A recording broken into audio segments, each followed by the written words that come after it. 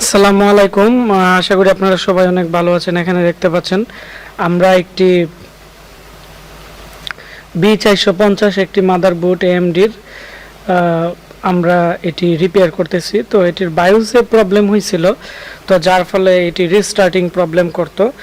আবার প্রায় আধা ঘন্টার মতো চালাই রাখলে তখন রিস্টার্টিং নিতে নিতে ডিসপ্লে আসে, তখন একটি মেসেজ শো করে এটি হচ্ছে main bias corrupted, backup bias এরকম একটি লেখা দেখিয়ে আবার ব্লু স্ক্রিন প্রবলেম দেখা দিই। তো আমরা এখন এটি ফ্ল্যাশ করব, আইসিটি খুলছি। এটি হচ্ছে 1.8 ভোল্টের একটি বায়োস।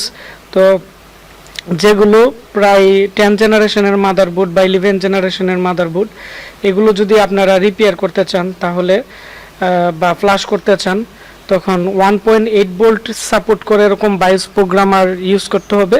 আর যদি বায়োস প্রোগ্রামার যদি সাপোর্ট না করে তাহলে 1.8 ভোল্টের যে অ্যাডাপ্টার আছে অ্যাডাপ্টার লাগিয়ে নিলেই হবে। আমরা এখন এটি লাগিয়ে নিলাম, তারপর এটি ফ্ল্যাশ করে নিব। তো আপনারা যারা